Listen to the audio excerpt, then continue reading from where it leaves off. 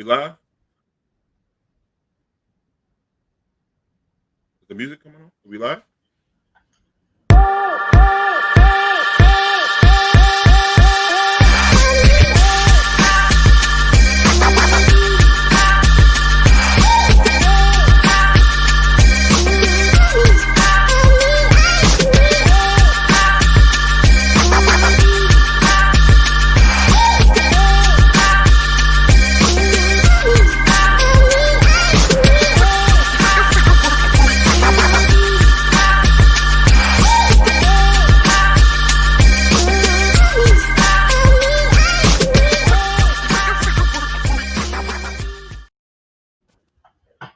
Hello. Welcome back to Chop It Up with my brothers. How you doing, guys? How you doing? What's going on, brother?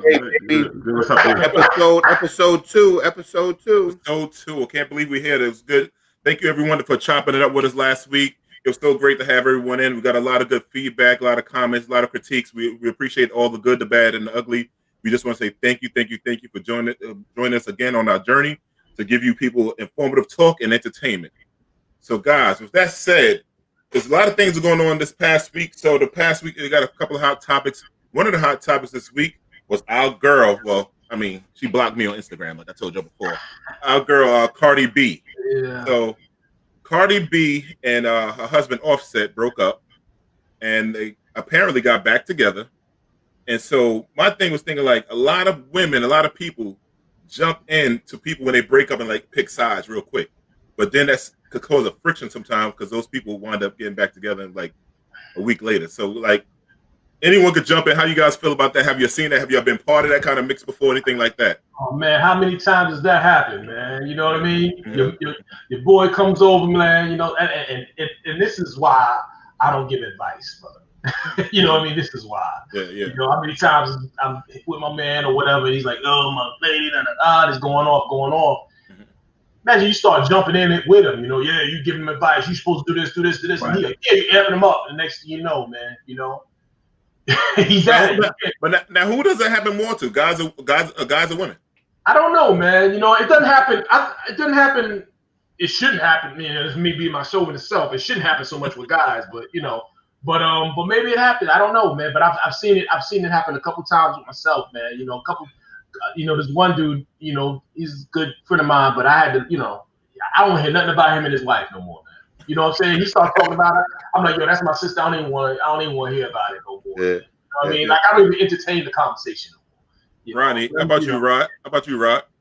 I'll be honest with you. Yeah, it's a common thing, but I think that men and women give different advice in that situation. Mm-hmm. You know, me personally, I don't ever tell anybody to break up because if that's a decision that you got to make on your own. Yeah. You know what I mean? The thing is, when you're ready to break up, trust me, you're gonna know. You know what I mean? And plus, when an argument is fresh, I mean, people are saying a lot of things that they don't mean. They're angry. They're upset.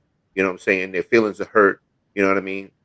So for a friend, if you consider them a friend, to tell you to break up with somebody, I'm not kind of with that because that's how you get caught out there. Because when they patch things up or they start missing each other, guess what? Yo, Ralph told me to break up with you. That's definitely coming out. It's gonna be pillow talk. It's gonna happen. Yeah. I find this actually your man can't even, you know, be around you. You know what I mean? It's like, you know, depending on how badly they went in, you know, it's like, you know, you kind of ashamed to even be around you sometimes. That's the difference between middle-aged me and like 20-something-year-old me, man. Yeah. Young me might have told people to break up, but old me don't tell people to break up. Yeah. My name is Bennett. I'm not in it type shit, right? Yeah. But I do tell you this. The old me might have said, yeah, let's go hang out. Let's go get to the club. Let's go get some new chicks. Well, you know, that's always the prescription. Correct. Yeah. You always got to say long time ago. Yeah, long time ago. But I don't understand why you know, I guess it's different when you have two entertainers, why they let this play out in public. You know, I think when you have two people, it's hard enough, but then you bring two fan bases together. And you know, sometimes that's the reason they get together. And right, so that's the issue too. So if this is part industry, and you have two publicists probably involved, then it gets shaped. The more people you let in a relationship, the more distractions you're going to have about a relationship. Now, I'll say this. One thing I realized, regardless of your economic status, regardless of your popularity or your position, there's certain things that are just common. Now, I would assume there's a lot of people that just feels like when she makes these proclamations, I'm done, I needed to move on, and you're saying that you're having a divorce publicly, and then you're actually back with the person, then it brings your judgment of the situation into question. People are going to choose sides, and you actually license them or deputize them to do that if you're going to make these, everybody on social media, and they want to share everything that's going on. So I think they set themselves up for failure. Yeah. I believe too, sometimes these breakups are to gain more popularity, get people talking about you too. Right. The question is, why do we have a culture that loves to sensationalize that? I mean, those things we like to see. Drama sells, Kelvin. Drama sells. Right. Yeah. And so we have to take a look at that. Just, one hand you hear this whole black love and all these different things that people want to perpetuate. And then on the other hand, it's like we love to see these shows where people are arguing and people are throwing, bottles at each other and all those things that. I think somewhere along the line, we got to kind of figure out what is the identity crisis in our community. There's people that love to just see dysfunction, because what happens is they're comfortable with chaos because that's what they're accustomed to. Correct. But look what happened this summer. Everybody's trying to pick sides between Jada and Will Smith with the whole entanglement thing. They were like, people were saying Will Smith was a sucker, and they wanted him to really just break up it, because I think I don't want to say our culture, but we're addicted to the drama and trauma. Like, it's a fact. Like, it was saying, hey, look how many reality shows, like you said, Kelvin, throwing drinks in the face. They love seeing the drama. I don't know what it is. It's just like we're addicted to it, because people are really rooting almost for them to break up. And the same thing with Cardi B and Elsa. I think the Will Smith situation is very, very interesting for these reasons. First of all, a lot of it just didn't make sense. What I saw when I saw that red table discussion that they had between the two of them, I saw something that looked carefully crafted and orchestrated. I say the same thing, Kelvin. Say the same actors that were acting. There's only one thing I didn't understand with it: why they took a person who is D-list from most accounts and acknowledged him on an A-list level. Because I don't think this is Jada's first rodeo, and I don't think it's Will's. I think my perception is they probably have an open marriage or something like that. The average dude that you cheat on is not going to sit across the table from you without you surrounded by security once you talk about he was with another man, especially one half his age. So I just think I think what I saw on there was a man saying, how did you allow this private thing to become public? Because usually when we have these parties or these get-togethers or whatever they may engage in, you usually will have people there that are on their level as far as their status is concerned, and you went outside of that. And that's the whole point. Was the issue. That's the whole point, man. That guy was a couple's toy, man. You know what I'm saying? It was like, I think this is what happened. I think she just kind of got wrapped up in something, it was supposed to be a toy, something to play with. She got wrapped up, man, and it got out, man. And I think that was the biggest sin with regards to the marriage. The fact that, not that it happened, but the fact that it got out, man. Now that's rubbing up against his brand, and it's messing up the whole brand together, man. He's kind of almost got to distance himself from it, but at the same time, still stick with it. And it's a very difficult thing to navigate at that point, man. Their concerns are far, far different from our concerns, man. Yeah, you know what I mean? So their money is longer than train smoke. They don't have that we have. You know what I'm saying? And another thing too, they break up, they can move on. Ain't nobody getting hurt. Everybody's gonna be fine. And one of the comments, somebody said, people are fascinated with train wrecks. Exactly. Yes. That's exactly the case. Yeah, it's the same reason why you driving along. Everybody, what happens when there's a car accident on the side of the road? Traffic stops. You know what I'm saying? Right. It messes up the lane. It messes up the other lane that the accident is not even in. Well, that's the whole point. Yeah. The accident, they didn't pull the car off on the shoulder. It ain't even in the lane. But you still got traffic because people got to stop and they got to look. You know what I mean? And the way I've always framed it is this: when you used to go to the circus as a kid and you watch the person walk across the tightrope, you watch for one reason: to see if he's going to fall. Yeah, if he's going to fall. You could just push that toward all the things you're talking about. And then the thing is, when you used to see circus performances where there was accidents at the performance, what did people used to say? Dad, I wish I was at that one. You know what I mean? They wish they were there. Right. You know? That's what's captivating, And so, I know this happened a while ago, and we were not on air when it happened. But it just seemed very, very carefully rehearsed. It seemed like it came out a week later, then to put it on your own platform that you created, And I like Will Smith as an actor.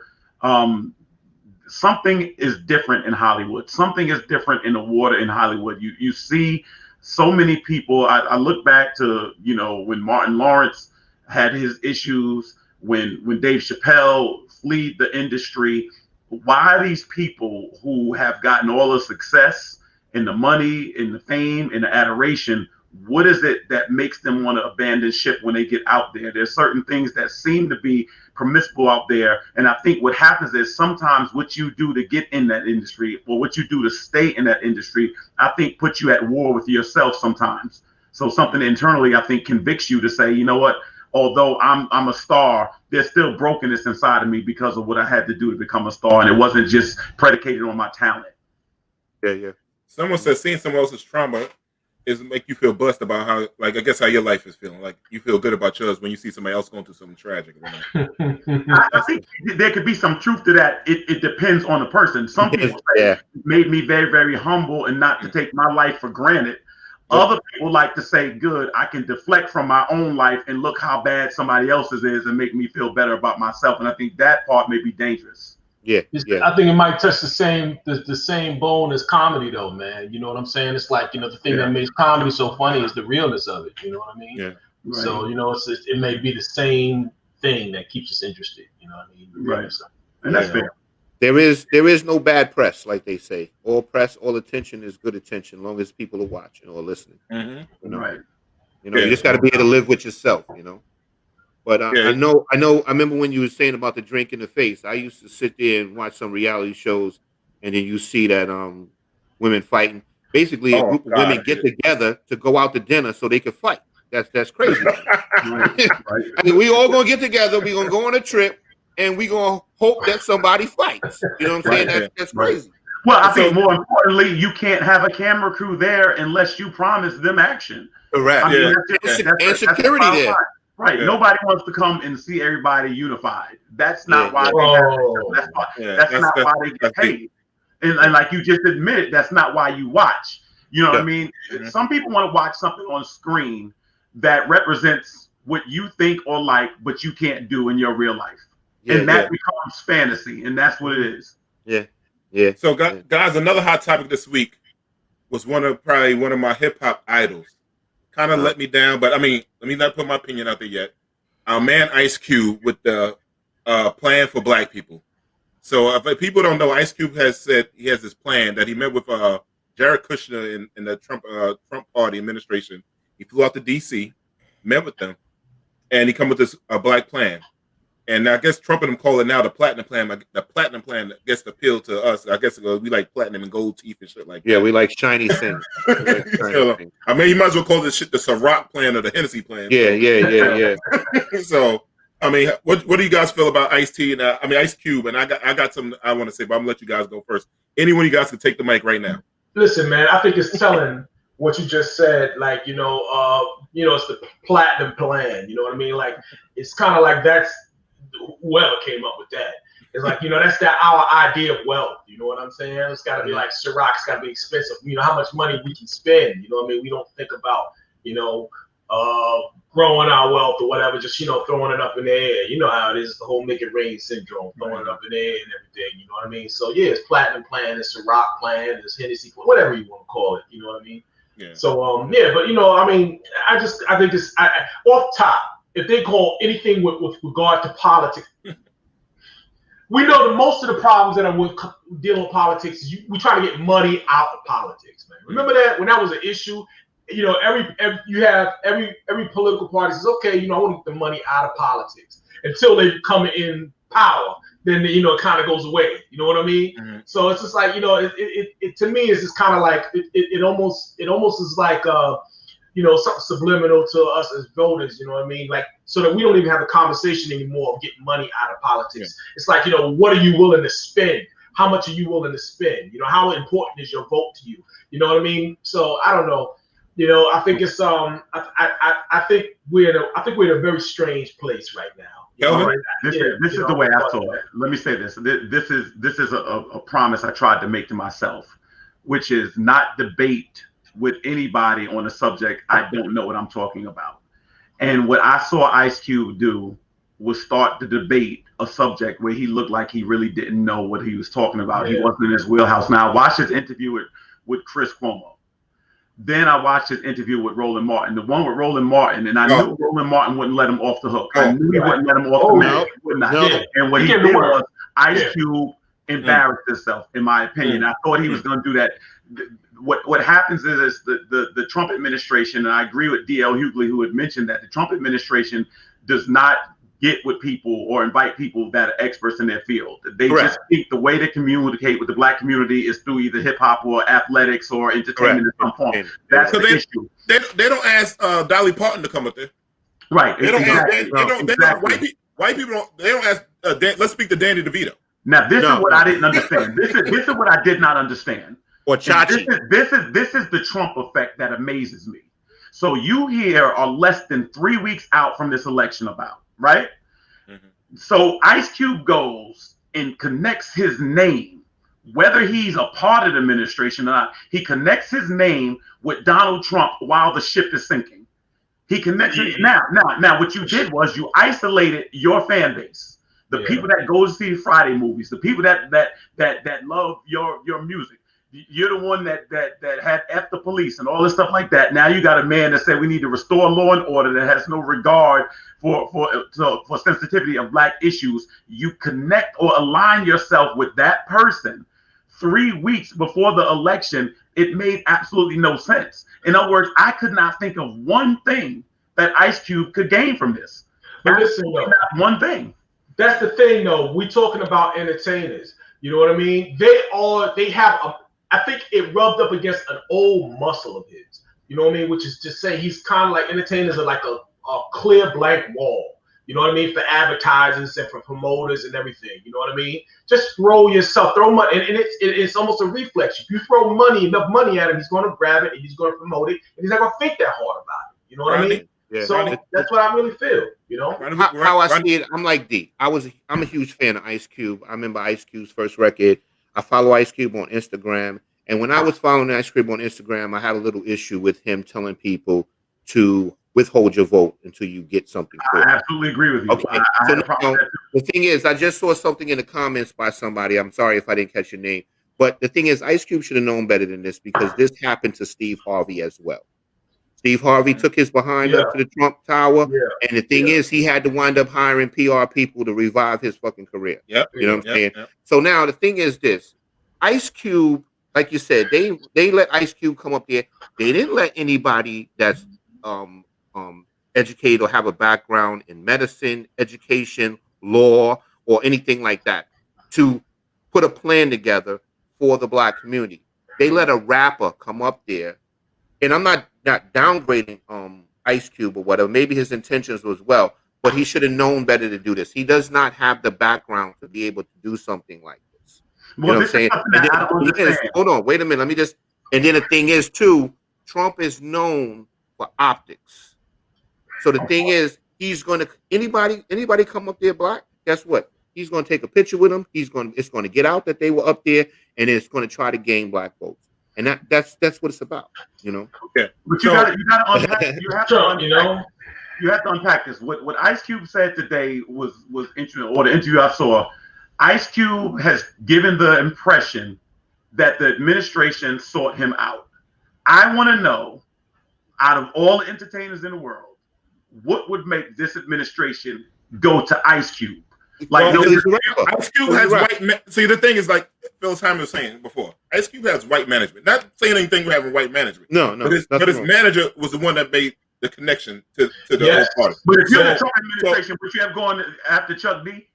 Yeah, exactly. So that's my thing. It just doesn't seem plausible. But my man Brad said he should have took Ja Rule. But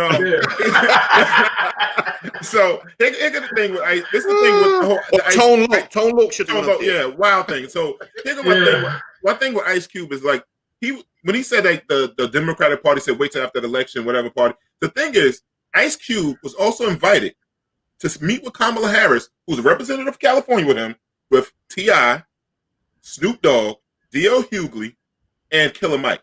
Ice Cube refused. Ice Cube didn't show up. So with him saying that, like they didn't reach out, they did. I don't know if Ice Cube has a thing against women, because in this black contract, there was nothing mentioned about black women. Nothing mentioned. So you got that's my point too. Like he's not. You can't go up there and make a deal if you're not going to take care of everybody. Yeah, but see, the thing is, like you got to take care of all of us. The thing is, when you like, if I'm going to meet with somebody like that, I'm going to bring my Louis Farrakhan's. Correct. No matter if you don't like them, win, lose, or draw, you don't like them, I'm going to bring some. I'm going to bring Dr. Claude Anderson, Dr. Boyce Watkins. You know what I'm saying? I'm going to bring my sister Simone's and all that's what I'm bringing to the table because they're going to come with their full squad. Yeah. Why not yours? Like you come with that, like, okay, where was you, Ice Cube, during the primaries? Where were you, Ice Cube, 4 years ago when this guy came in? Why? The thing about this Black Planet for Black America, whatever it was called, because the Black Caucus already had this 4 years ago. Why didn't you bring Hakeem Jeffries? Why didn't you bring Cory Booker? Who had this thing's been sitting on Mitch McConnell's desk for 4 years? Your point is what blows holes in it. Your point. Now listen to what he said. They asked, and I think it was Roland Martin that asked that same thing about the primaries because someone I think emailed him or something and wanted to ask Ice Cube that question. Ice Cube says these exact words. Well, I was actually doing art. I was actually, in other words, I was working. Remember, he had his basketball league. He had all the things that he does. He says, I thought this stuff was handled. Then I looked up, and I said, right there. So in other words, between when Trump got in until recently, you thought this stuff was handled.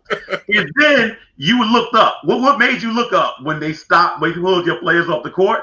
When you weren't making money with the league anymore? What made you all of a sudden just look up? You see, it reminded me of when Michael Jordan made this outlandish statement last year. About, I can no longer stand by and watch what's going on with my people. Yeah, because you're 55 years old now, and it's not going to rock the boat like it would have when you were younger making that money. So all this idea that everybody just all of a sudden just looked up or just had this awareness, everybody knows this struggle has been going on long before, our great grandparents got here. And so what happens is it makes people think that there's something else in it for Ice Cube for you to come right now and jump onto a sinking ship 3 weeks before this man's fate is determined. And I don't just think Trump is going to lose. I think Trump is going to lose going away. I think he's going to get blown out. I think he's definitely. I think he's going to be embarrassed on election day. Yeah. So Ice Cube, his trigger, I guess, was George Floyd, which happened in the spring. So he didn't come out talking to August.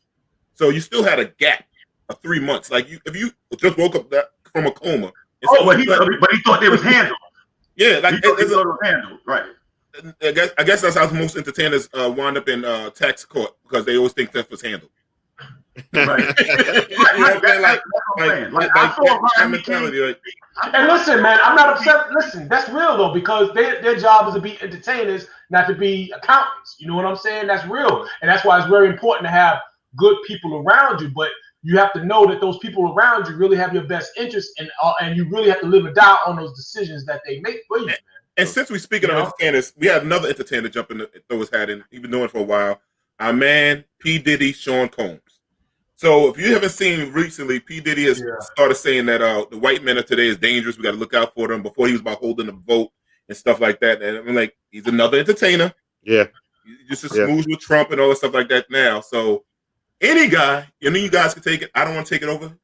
What you think about P. Diddy now saying this? I should go first. I'm going to tell you why. I should go first, and I'm going to tell you why. And I want to be fair. Again, I will always tell you when I know I'm not objective.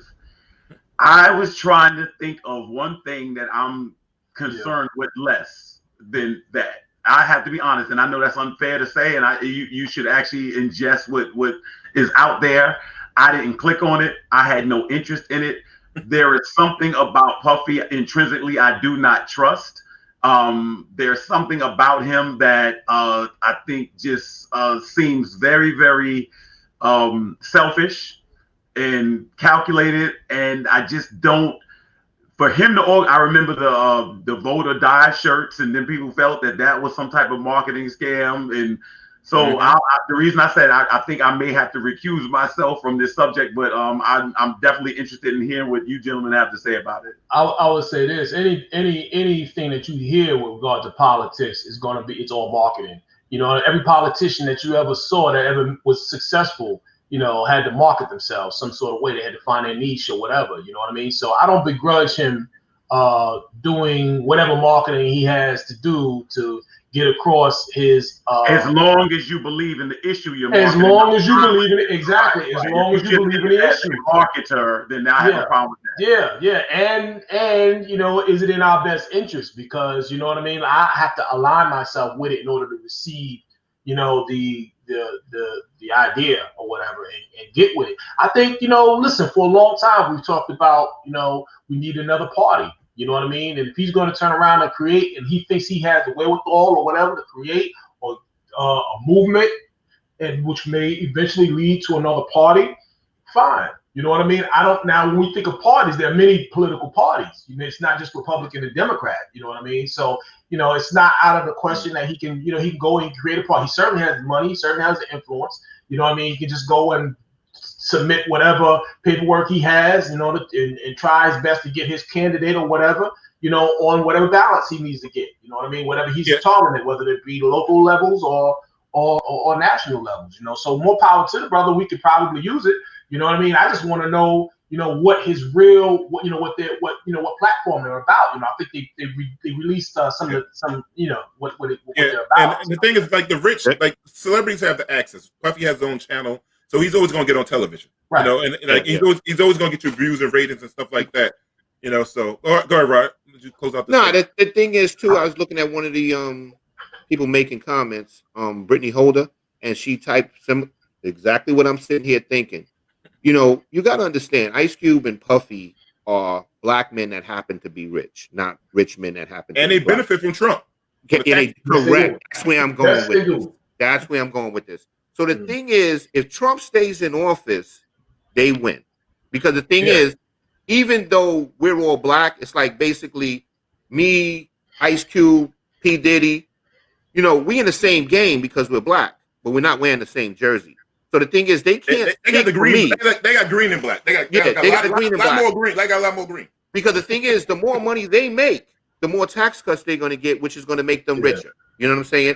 Where me, I'm not going to see too much of that because I don't make their type of money. You know what I mean? Right. But the thing is, when you go around telling people withhold their vote or whatever, that's reckless and that's irresponsible to me. You know what I mean? Because basically, you're not in the communities that we're in and the needs that we need in our families and stuff like that. So for you to go around saying that is just totally irresponsible. You are helping them suppress the vote. Yeah. So you're helping them. You know what I'm saying? So and the thing is, why do you continuously have this voter suppression towards minorities if the minority vote doesn't mean anything? That's why they're suppressing it, because it does mean something. Yeah. So Rod, we got a new sponsor this week, man. Let me introduce the new sponsor. We got a new sponsor, New Life CMOS. So CMOS, for those that don't understand what CMOS is, it's a powerhouse supplement that boosts your immune system. We got COVID out here. We got the flu season coming. So, you know, it has 92 minerals and essential minerals and vitamins. So basically, here we go. If you can find New Life CMOS, you find it on Instagram. New Life CMOS on Instagram. Hit the link in the bio for all your needs. All right. Yeah.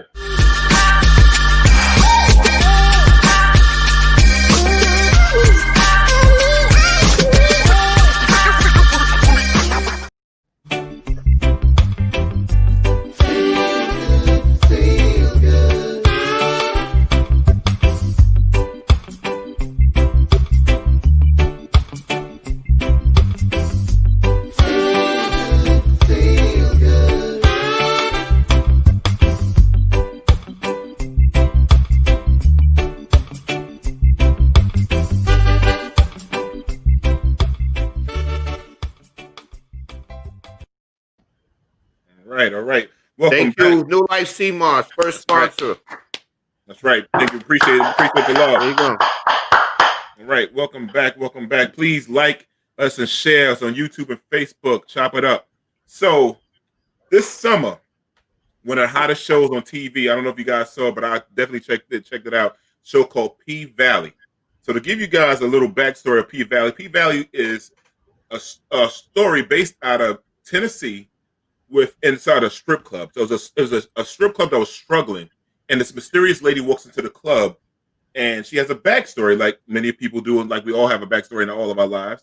And it gives in-depth insight into what goes on the adult entertainment lifestyle. So tonight we have a special guest tonight. My girl, who I've known for a long time, she's very entertaining. Her name is Promise Batista. So welcome, Promise Batista, to Chop It Up.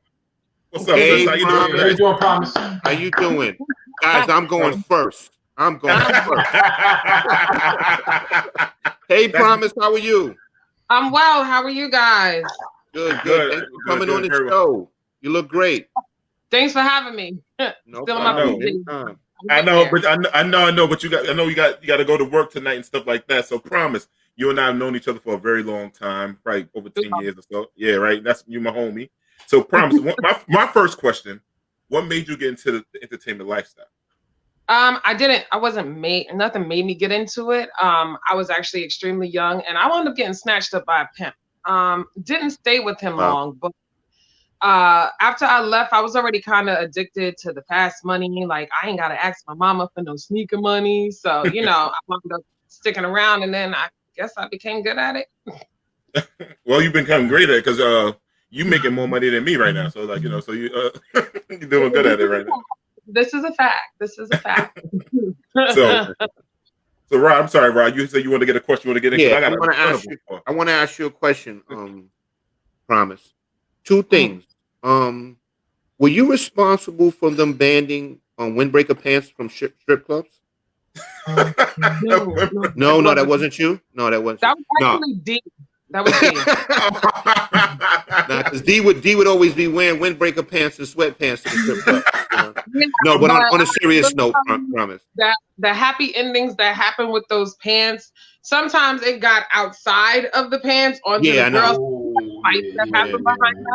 Yeah. Oh my gosh. No, but I got a more serious question. The thing is, do you think that as far as the adult entertainment industry, you think social media boosted it, or do you think that basically it's still the same? Did it create more revenue for it?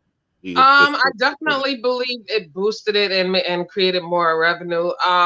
But then again, I also feel like it kind of hurt it to a certain extent, because what's the sense of like going out to these clubs and supporting the dancer or getting a drink or anything like that when you can actually see what's going on inside of the club via live or with 15-second or 1 minute clips? Like you can save money and just scroll on Instagram and find out what's going on inside. You know what I'm saying? So that kind of like I feel like it hurts it, but then it also helps.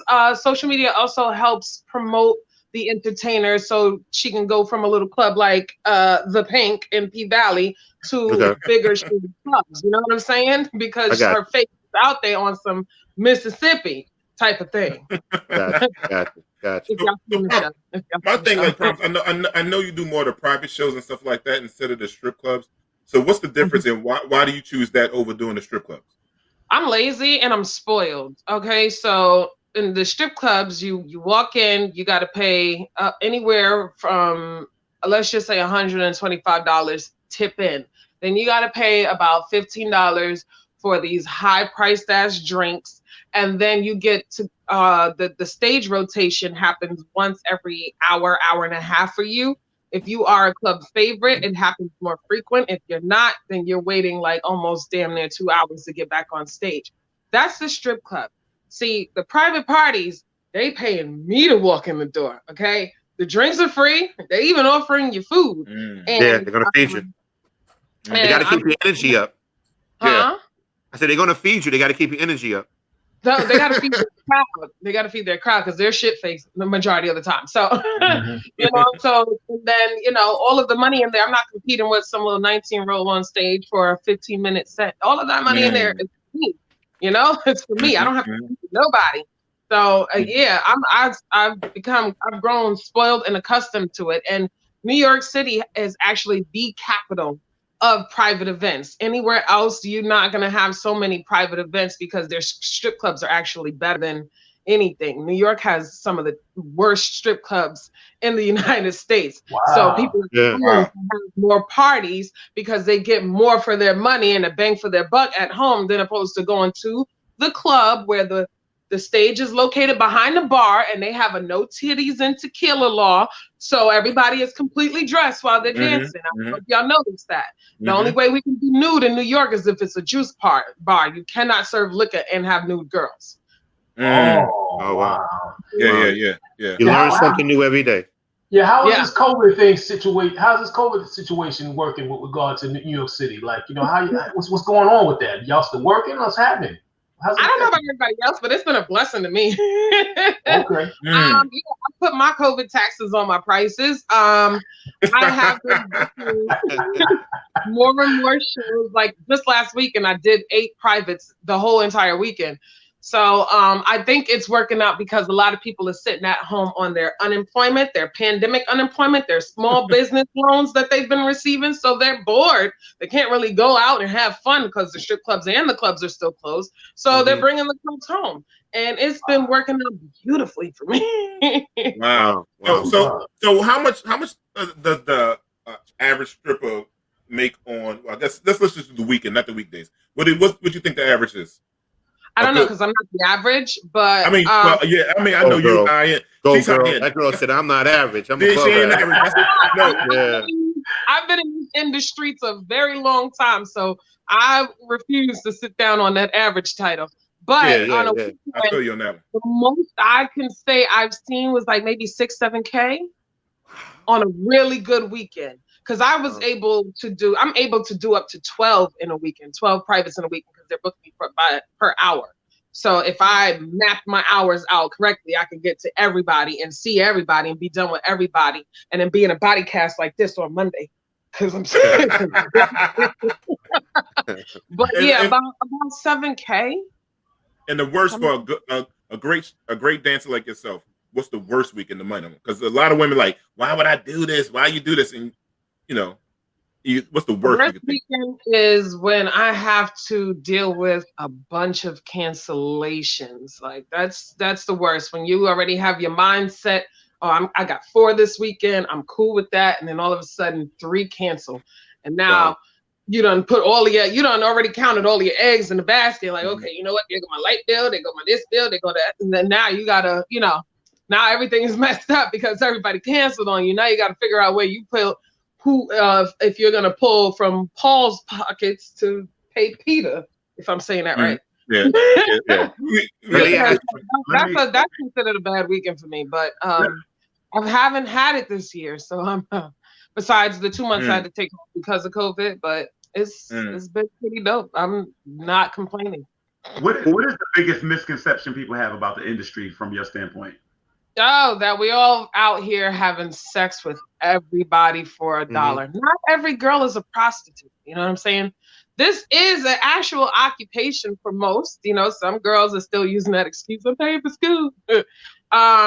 But we're not out here not everybody is out here having sex. I'm not saying that there's not a lot of girls that's out there doing something strange for a little piece of change, but that is not everybody. And because we're entertainers, we're whores, we're sluts, we're this, that, and the other.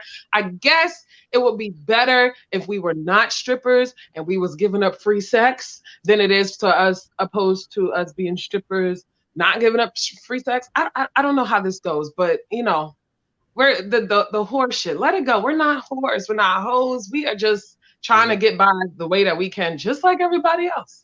Just like how do you feel about the OnlyFans pages popping up? How does that affect your money with all the girls having OnlyFans pages? I mean, to each his own. It hasn't affected my money. I'm a little too proud to go ahead and make myself an OnlyFans just yet.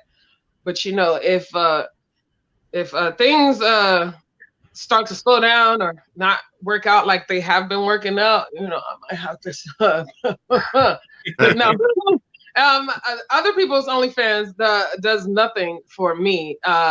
Congratulations to them, especially the ones who is making thousands of dollars by showing their toenails and stuff. Congratulations to you. To each his own. Whatever works for you works for you.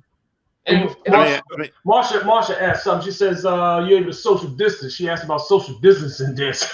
Probably. That has been really hard. I do have to let people know that I don't want to do a party more of 15 people, but it's hard to say that I don't want to attend your party of no more than 15 people when outside it's like, oh, you can have gatherings up to 50. You know what I'm saying? So it's like they're going against what I want. But usually what I want, I get, because your party is not going to be a party without me. You know what I'm saying? Unless you decide to do it yourself. But I've been trying to regulate 15, 20 max. But please make sure there is enough space. And I tried dancing in my mask.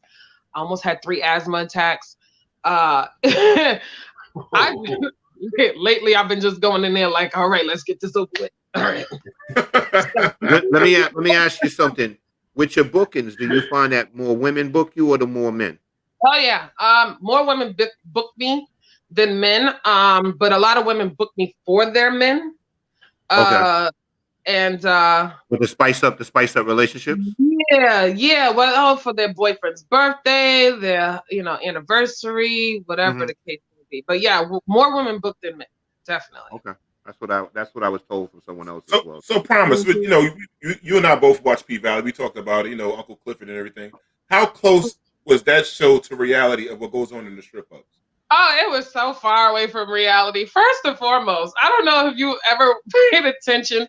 Whenever they have a club shot or a club scene shot, everybody's just sitting there like this. That doesn't happen. That we both know that. Never happens. Okay? Long time ago, when I used to go to strip clubs, long time ago when I used to go. Long time ago. One person is in there on their phone doing their social media. Nothing. First of all, when you go in these clubs, you have to convince these guys that they're actually in here for a reason other than to talk to each other. Like, hi, boobs, you're here for a reason. Those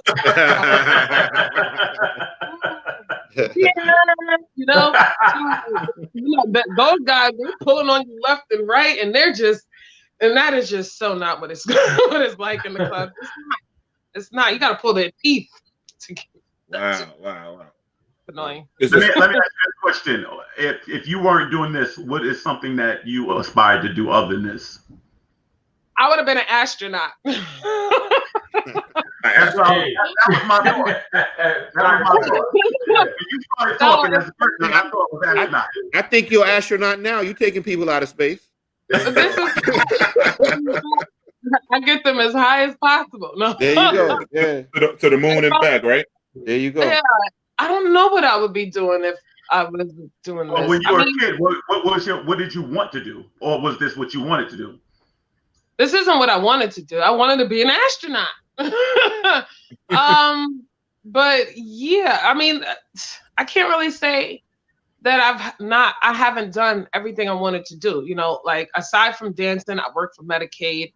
I know I didn't want to talk too much about it. I'm also a parent, a foster parent, I've also, I've been to school for a million things, completed half of them. I'm also a hairstylist. Anything I want to do, there's nothing preventing me. This isn't stopping me. This is just literally a hustle amongst all of the other jobs that I actually have. This is literally a hustle. Yeah, let me ask you one last question. This is my last one. I want to ask, have you ever seen somebody in the industry that you knew this wasn't for them, that they either couldn't cut it, or now I would assume that there's certain people who, let's say they were considered maybe cosmetically challenged, and somebody do people get turned away? Cosmetically challenged? That's what we say. Can you describe a cosmetically challenged person? I don't want to say their name, because if you do, if we all know them, it'll be foul. But this is the thing. What I'm saying is, tell me what they might look like. Tell me what they look like. If you are a woman and you won the Flavor Flav lookalike contest, then that's who I'm talking about. Now let me stop. No, but have you ever what is the process? How does someone get into that industry, and do people get rejected because they don't fit the model? And Thomas, have you ever told someone that they couldn't cut it? Have you ever told them that they couldn't cut it? No, I haven't. I just let nature take its course. First of all, it seems like they let any and everybody into this industry. There's no auditioning. There's nothing. If you want to be a stripper, you can be a stripper. And, it's kind of like a candy store. There's different strokes for different folks, different flavors for different appetites. And who am I to tell you that Rasputia is not going to make money in here? I'm not. I don't want to tell you that because I'm not the one paying nobody. Right. But if the crowd is not receptive to Rasputia, then maybe hopefully, she'll take that and run with it the right way, literally, like run out of the club with it. Because it's not made for everyone, but everyone is trying their luck in it, and they're allowing everybody to. It's weird. The problems. Have you you and I have been in some crazy spots before and everything like that. So, has anybody ever crossed the line with you inside in these places? And how did you handle it? And do you take security when you do jobs? Yes, I do take security. What do you mean by across the line? Like, does anybody anybody try to you do like a private show? Somebody try to come into the bathroom or the changing room and try to whatever. In other words, does anybody overstep their bounds?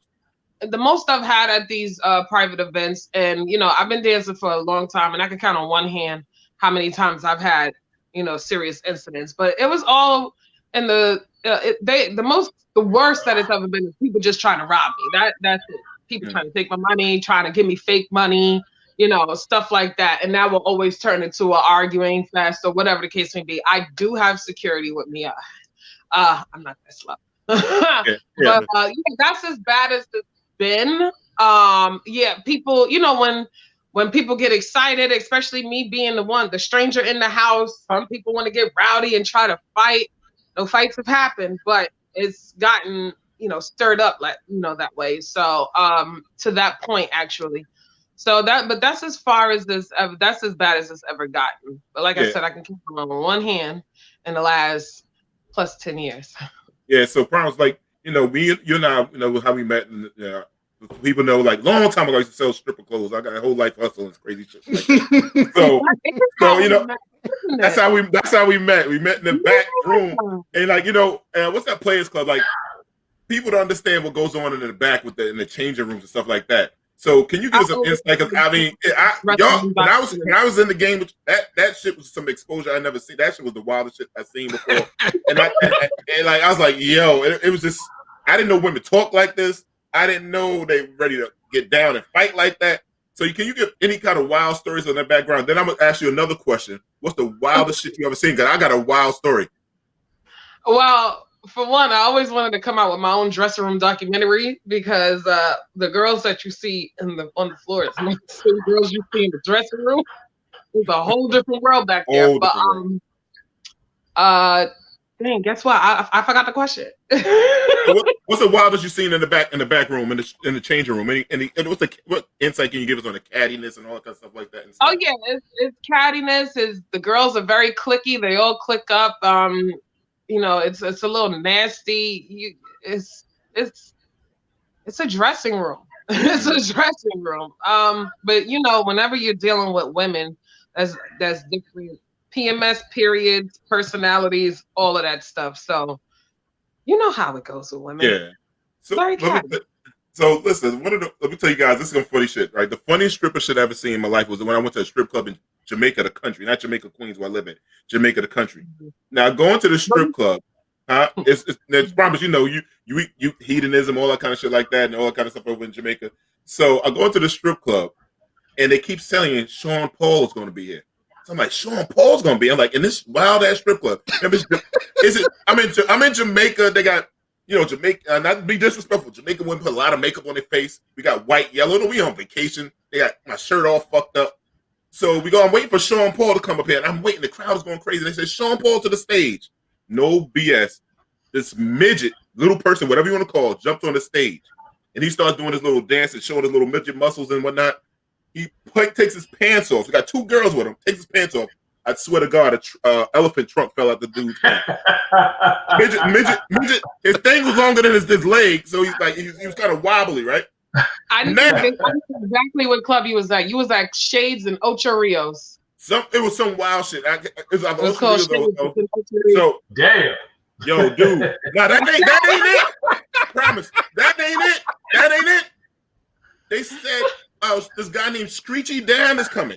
I'm like, if the midget, if they got somebody else to top the midget, Screechy Dan, he comes out in a wheelchair. No BS. They push him on a wheelchair and they throw this paraplegic dude off in the wheelchair. And they dancing around him. He got his arms going. I don't think you're dancing with his arms. And they going crazy for this. Now that had to be the wildest trip for them. Hold on. One thing I have to step in for one more. The views expressed by Ron do not represent, because automatically anybody that's a small person, we already got them lawyers on the phone. Yeah.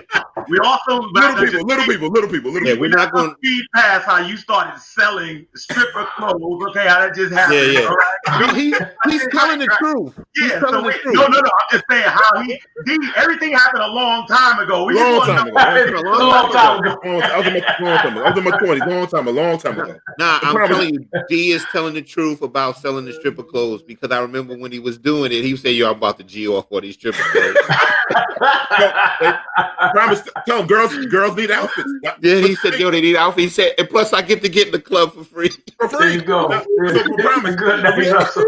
Think about it like this, though. Promise, you could probably talk about this. The the girls love the outfits, right, to entertain the men. So a lot of women wonder why guys are always in the strip club. What are your thoughts on that? I think we spoke about this the other day. I think it is the accepted way of cheating. Let me explain. You know, when your man leaves and he goes out and he steps out with another woman, you're heartbroken. You know, how could you do this to me? I've done everything for you. I give you everything. But if your man leaves and says, I'm going with my boys to the strip club, it's like, don't come in here too late. So I think it's more of the accepted way of cheating without actually cheating. And then, you guys, y'all are visual creatures. This is a sanctuary for your visual creatureness. Yeah. So I think it definitely serves the purpose. And like I said, it's the accepted way of cheating. I don't know how to explain it any better than that. I don't know. Promise, you would be surprised how many women think that there's actually sex going on in a strip club. You'd be surprised how many men think that too. Yeah. It's coming from your job, right? Promise. Is to me, like when I used to hang out and everything like that, long time ago. Okay. You're not gonna keep throwing that long time ago.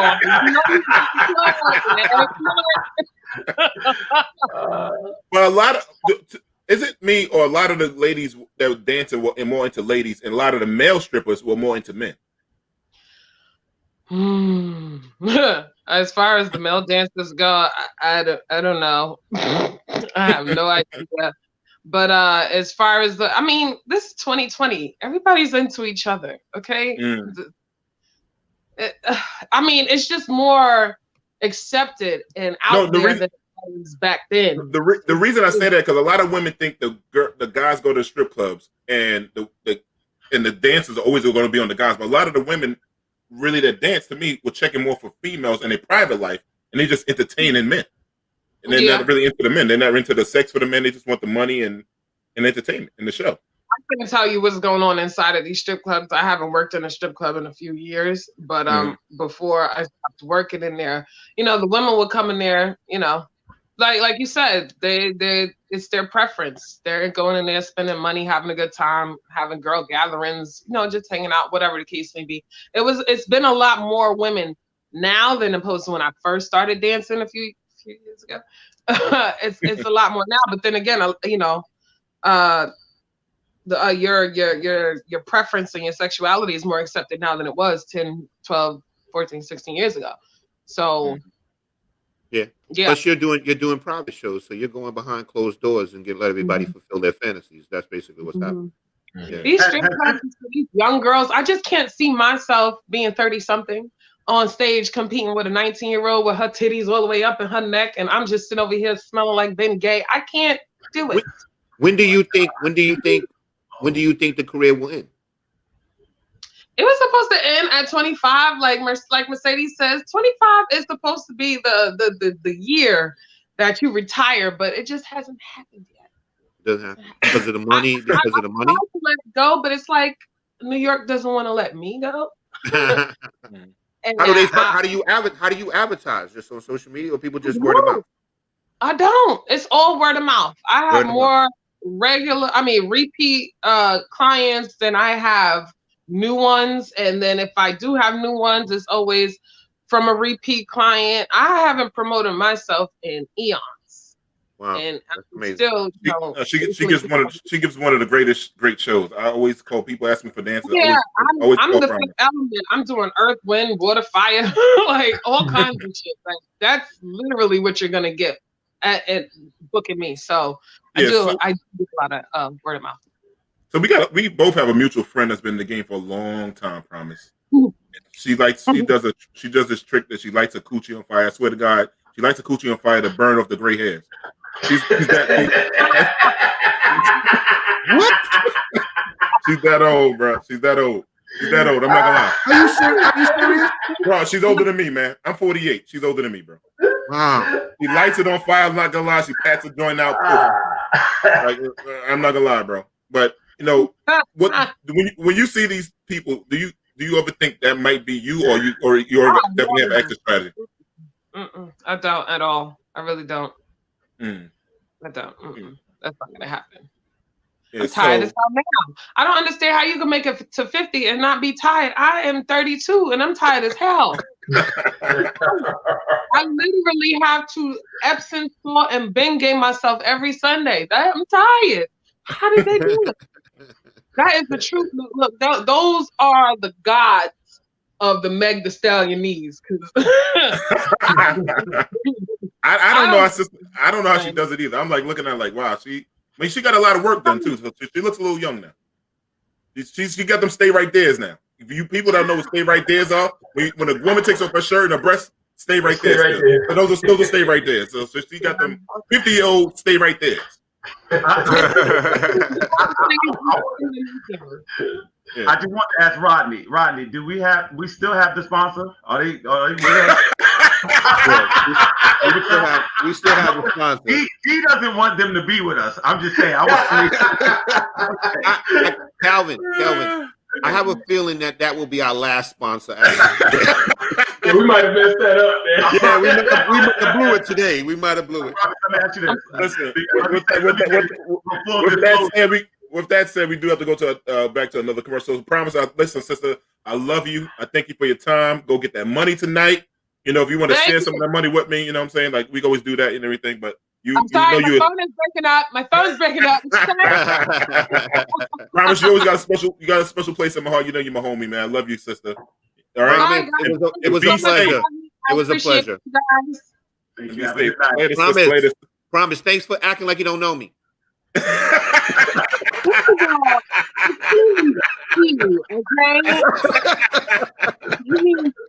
It's so small on my phone. It's this big. Okay, I'll send you the check later. Just thanks for acting like you don't know me. I appreciate it.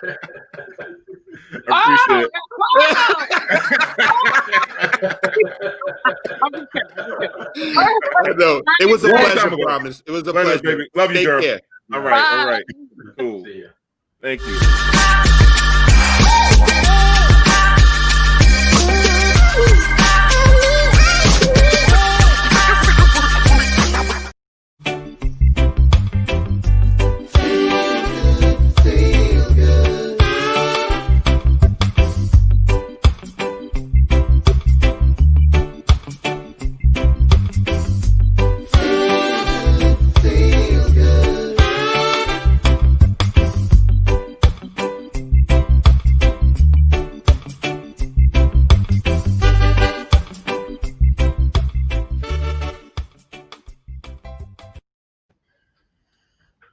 Welcome back to Chopping It Up.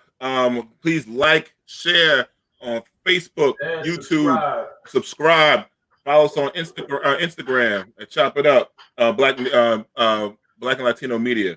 So we had a little funny little entertainment that was kind of cool. My girl Promise Batista, check it out. You can find her Promise Batista on Instagram. Please book her. It's a great show, and she's a love. As you can see, she's a real sweetheart. Kelvin, you all right, Kelvin? Kelvin, you still got? You still with me? I'm looking to see the next sponsor we're gonna try to do. Oh man, just having some fun, just having a good time, So very, very engaging. So now we're gonna get a little serious now with our next guest. This is also another one of my sisters, my good friend, Miss Donna Hilton, and Donna will tell you all about her lifestyle. Donna has a great journey we're gonna talk about prison reform, her life, and where she's at now. The great things that she got going on, and Donna will give you some stuff. So welcome, ladies and gentlemen, Miss Donna Hilton. I think we might be having some technical difficulties. We got technical difficulties with Donna? Yeah, okay. Okay, cool. So we could just talk about anything. We could talk about Promise. We're waiting for Donna to get on. We could talk about one thing, with the Trump administration, he want to say that he did so many things for Black people in prison reform, and I think we all noticed some real BS. We talked about it before. The only people he really let out before, a lot of drug dealers. He didn't let out a lot of political figures. And Donna's going to be one of the people that will actually talk about how Trump actually blocked her from even coming to the White House. So how do you guys feel about what Trump says about this whole prison reform type of thing and stuff like that? I think it's an optics thing. I don't think he cares about prison reform. It's just something that he uses to try to get reelected and try to gain some Black votes. That's what I think. That's the season. Yeah, that's the season we're in, though. You know what I mean? It's like we all of a sudden Black people exist every 4 years. You know what I mean? And it's like now the thing is prison reform. So everybody's rushing to the to the finish line or whatever. Yeah. To get on that. You know what I mean? And you're going to get the same thing from the Democrats, Republicans. Maybe it's good that just we're in the conversation. You know what I mean? Yeah. So, see, the thing is, I don't have an issue with prison reform, but the thing is, everybody's not in prison. You know what I mean? So I don't think any of us have been to prison. There's some other things. No. Don't get me wrong. There's a lot of brothers in there that need to be let out. You know what I'm saying? Mm-hmm. Or they paid their debt to society and they still gave them football numbers. But the reality of it is prison reform. I don't want it to seem like every Black man's in jail. That's why we need prison reform so bad. You know what I'm saying? I agree, Rodney. We need a few things that I can think of a few things that are more important than prison reform. You know what I'm saying? It seems to me, but to me anyway. You know what I mean? Like better education for our kids. Yeah, obviously, if you're in prison, then you prison reform. You know what I mean? Yeah. But that's the thing. You know what I mean? I think it probably goes along the lines of previous marketing. You know what I'm saying? Just the police brutality and just the sentencing and everything situation, and then they kind of deal with that, prison reform while you're there. So my thing is you talking about after they get out, can we have some more programs to stop them from getting in? We're not proactive like that. I think that's been one of the issues. That was one of my concerns. We're not as proactive. I can say this. I had some family members who were career criminals. And I mean, I'm not trying to be judgmental. It's just honest. I had cousins that really did a lot of time and for a long time. Well, I'll say this.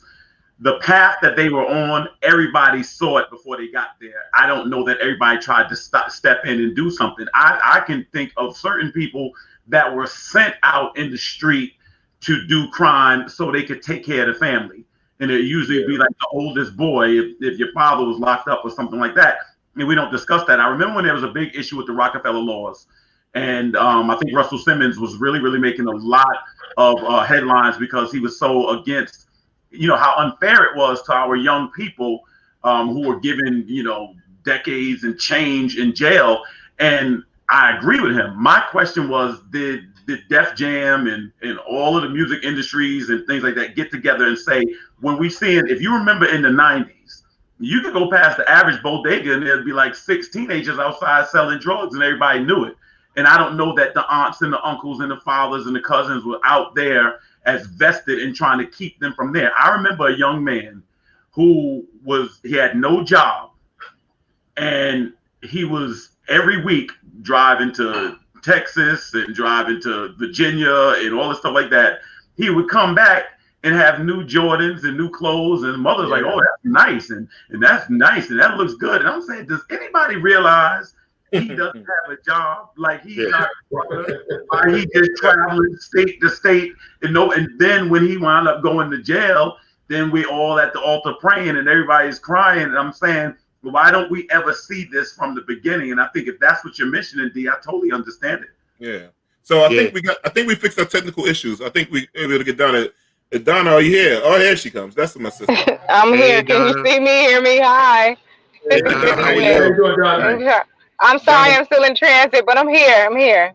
I appreciate it, Donna. I appreciate you taking time. I know you're coming from a event tonight, so welcome to Chop It Up. A wedding. So yeah, wedding. I hope they still married. Are they still married? Yeah, so far. When I left. hey, things happen quick, man. Listen, I know somebody got married on.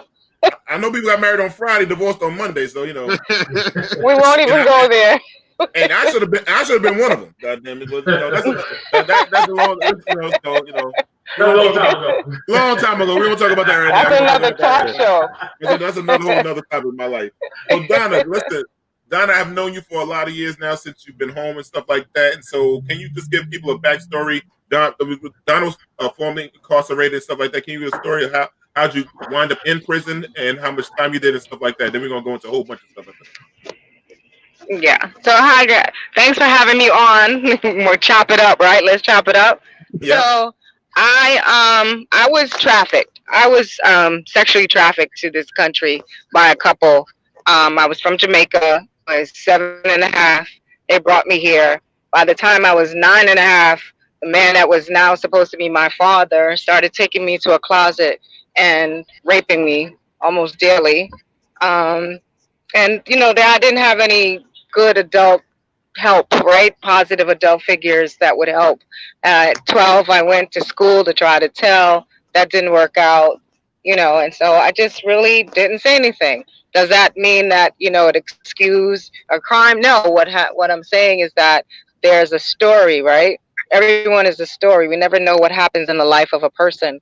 And then, when we don't listen to kids, and telling, when they're saying that they're hurt, someone's hurting them, or, something's wrong, then this is what can happen. So, I ran away. I ran away with an older man who said that he would help me. And I believed him. I just need to get away. Finally, an adult said they would, they're listening. They would help me.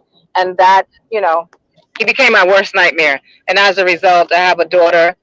And I was severely abused by him. So I just kept making many, taking wrong turns, but I didn't have any positive role models. I didn't have anyone, talking to me. People take advantage of you. And one thing that I learned, predators know prey. And so there's a lot of predators. There are a lot of predators. They have their own story, but there are a lot of predators. And so as a result, I got caught up in, into a situation that I could not get out of. It's a crime. And the crime was kidnapping and murder. And there's a victim in the crime. And, these people were making decisions. I was a victim in the crime as well. It's just a series of just twists and turns that I didn't have really any positive role models. One of the things that was said about me, I remember this, was that, oh, she's so smart. Yeah, but when a kid is smart, they're smart because they know how to read, right? And comprehend, and math and all these things, science, right? That has nothing to do with life. Kids should not be put in a position where they're making adult decisions. They have to figure things out. How are they going to do that? It's the adults in their lives that are supposed to protect them or take care of them. Kids should not be, responsible for adult decisions or adult failures either. So. Yeah. You was extremely younger. I mean, considering the age, most adults, we don't develop most grown people don't develop thought process at age 25. How old were you when you went to prison, and how many years did they sentence you to? Oh, I had just turned 20, and they sentenced me to 25 to life. And wow.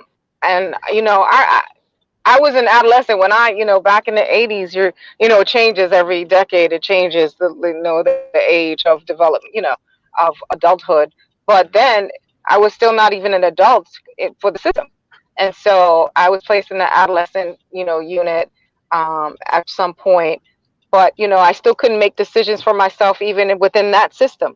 So the argument was like, well, how do you, expect a young person to like, how do you rationale that, like, given a young person life? I know that there people do bad things, but you think you have to look at the whole story. You have to look at the whole picture, right? Everyone has a story. Something's happened in that person's life. Does it excuse crime? Does it excuse bad behavior? No, it doesn't. But it helps you to get an understanding, and then you should know how to treat the person. A lot of people, and we've talked about this, a lot of the women that I've done time with that are still in there, they were abused so bad, and they might have snapped one day, or they were treated so horribly and nobody cared, and they just throw you away, and they want to throw you away and throw the key away. But that's not really how it goes. That's not reality. So you have to start looking at the whole person and seeing what happened or didn't happen in a person's life to see what type of help they need. We always want to lock something up. We want to criminalize it. We want to penalize it. We never want to solve it. We never want to help cure it. Those are band-aids, and they don't Right. work. Yeah, lots of times the system And they're victimizes cruel the victim. band-aids. What you say, Rod? I'm sorry. I said lots of Uh-huh. times the system victimizes the victim. You know what I mean? Yeah. They didn't do any Oftentimes. research into your story Mhm. to find out how did you get to that place where you committed that crime, and basically you've been victimized majority of your whole life. Is that correct?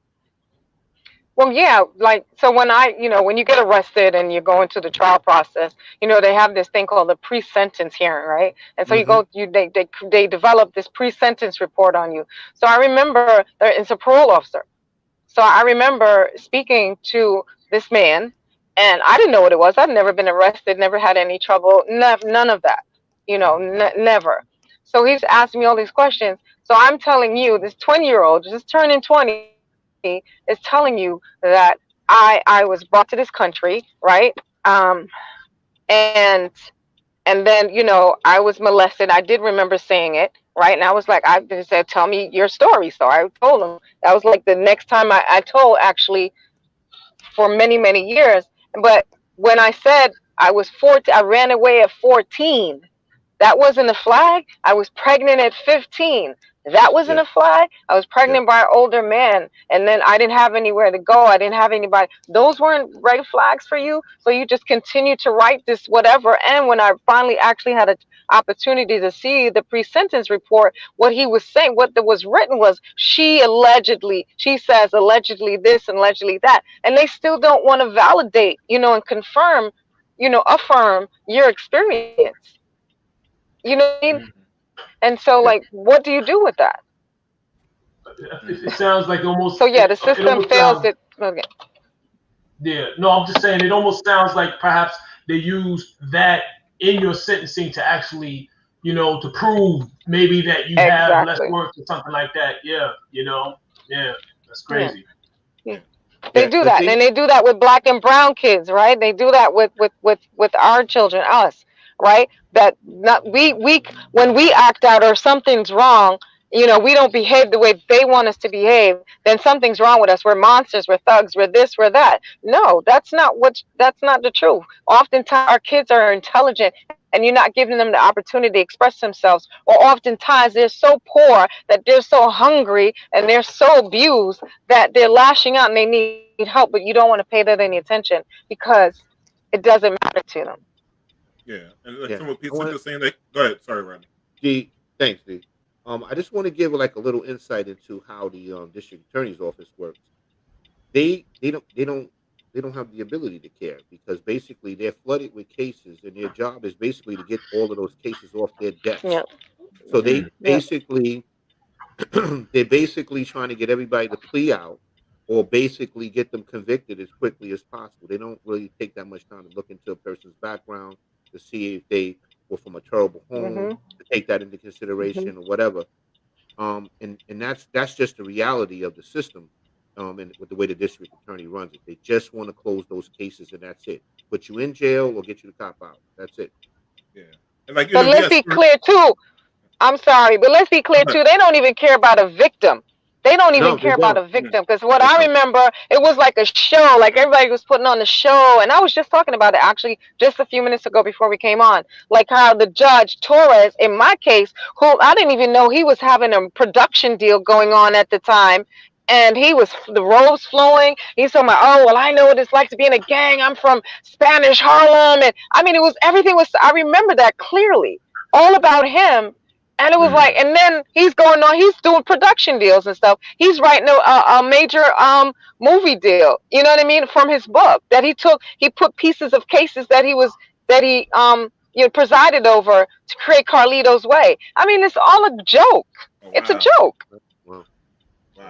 So, we had what's the young brother that was the Jay-Z trying to help out? The young brother that did the documentary, Khalif. Browder. Oh, Meek? Yeah. Khalif Browder. Oh, Khalif Browder? Yeah. Yeah. He went to jail at 16, 17 years old. And we're talking like, and Donna, some of the things like people don't understand, like what's one of the biggest differences, like what you see from female prison compared to male prison? Like people don't understand how difficult it is for a woman to go to jail. Now, I worked in immigration. I saw the difference between women and men. Can you let people know what's the difference what you see from women in prison to men? We lose Donna? Kind of. Donna? No, she's still here. I'm here. I didn't hear that. Say that again. Can you explain what's the difference that you see from a woman's prison compared to men, like the visits and stuff like that? What do you see? How does family treat you? Oh, women and men. You remember it well. So I was one of the things I always like tell people, is what happens to the young women when they're in the prison, in the system. No one goes. The visiting room is so empty for women that it's cruel when you think about it. A woman gets entire family kind of is just destroyed, right? And that's not taken away. But we know women are the backbone. We know women are the backbones in communities. There's no one rushing to the prison to look after, take care, taken away. They're placed in the system. A friend or somebody might take the children, and then she has to go through so much. And it's not to gain sympathy, but it's to get people to understand why aren't we respected and valued? Why doesn't anyone nurture us? We're always nurturing everyone else. The visitor room it takes special holidays and special buses that are created to get people to go visit women, but they're lines. They keep them okay, an hour is the length of your visit if you go see a man, and the hour, and then, okay, next. You don't have that. You don't have a waiting area, anybody waiting in line to see a woman in prison. And something's wrong with that. And now, you come out here, you see what's going on out here, but you see that black women are the most disrespected and undervalued and underappreciated human beings in this world. Period. And lately, recently in recent times, I know they had the women marches going on and stuff like that, and women's rights and stuff. And I know you was on the front line for some of those things.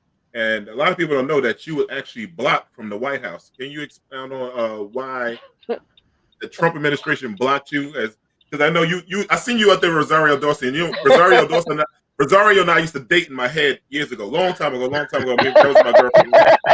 That was my girlfriend. You're always saying that. That was my girlfriend back in my head a long time ago. Tell her I love it, I miss her. I'm sending a message. Yeah, so can you talk about why Trump blocked you, and just tell us about that. Did we lose Donna? I think she's frozen here, y'all. Right? It's cutting out a little bit. Yeah. Go to a dead spot. Hold on. I'm coming back. She's frozen on the screen. I can hear Hello? her. Yeah, Donna, we can hear you, but we can't. You're frozen, but we can hear you. Hi, you can hear me? Yeah, we can hear you. We can hear you. Go ahead, sis. Donna? There she go. Can y'all hear me? Okay, I'm sorry. Yeah. I guess because I paused. Anyway, let me try to get it out. So I was invited with a group of people. We were there. I was like, you know what? I'm gonna go because if I don't go into the room, then no one's gonna hear our stories. And like, how do I meet you? I expect you to meet me halfway if I don't like extend myself. So anyway, I went, had to invite everything. Got there. The team went up. I'm like one of the only ones left. I was the only one left. Secret Service came with like Miss Hilton, you have a do not admit. You cannot go any further. Now the White House is like right over there. I'm like right there in the Secret Service tent.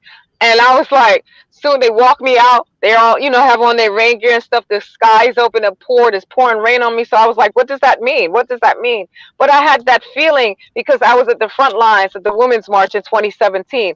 So I know I was the most high profile in a negative way for them, but I was like, oh, okay, well, I got the invite. It went through. So, okay, all right, maybe this might just be an opportunity, right? To talk about women, talk about violence, talk about those things.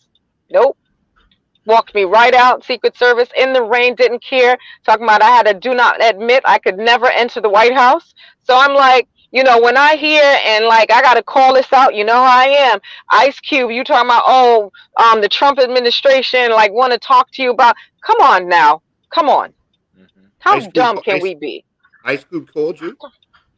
No, I'm saying he's saying that the Trump administration, the White House reached out to him and want to talk about like the platinum deal for Black people. First of all, we have to look at the coded words and messages here. Platinum. Come on now, come on. Yeah, well, I have something to say about that. Be good. Yeah, if it's platinum, it's got to be good. Oh, come on. Yeah, but that's coded. It's racist. Yeah, it's racist. We need to get out of that. First of all, you know what I mean? So you saying like, they have 2 pages of the deal, like the Black deal. Like, who needs to do that? What you don't need to write anything for anybody. All you got to do is stop being racist. Be anti-racist. So Donna, make sure that you give the communities, the Black communities, the things that they need. Come on, you know how I get. Yeah, I know. So Donna, I know you got a book out now. Can you tell us a little about the title of your book and what's the name of it? Yes. And what's the book about?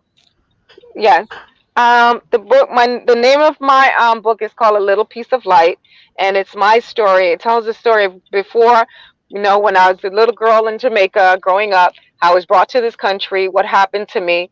How I got, caught up into a crime that, was a horrible crime, a kidnapping and murder, and the time that I did at Bedford, the 27 years I did at Bedford Hills Correctional Facility, and the women that I met and I humanized, I humanized them, I humanized myself, and I tried to show us, especially them, as human beings, as people, women, that no one wanted to help. I really wanted to show who America locks up and why. So Donna, where can we get the book, Donna? Yeah, where can we find it? Okay, yeah. So my book is available on Amazon, Barnes and Noble, on Hachette Publishing, and that's my publisher. Most major bookstores, mom and pop stores, you can find it. A Little Piece of Light. And here's I'm putting on my mask so y'all can see. That's my thing. Always gotta promote. That's right. You got any social media pages you want to give out? Yeah. So yes, I don't hide, even though I get death threats and the Proud Boys and all these other QAnon and everybody comes after me. I'm Donna Hilton on social media, Twitter, Facebook, Instagram, some others, LinkedIn, and I also have a Little Piece of Light page because I just opened. Yesterday was the grand opening of my organization's office in Brooklyn. Tell people what that's about. How are you serving? How are you serving the community? How are you serving the community?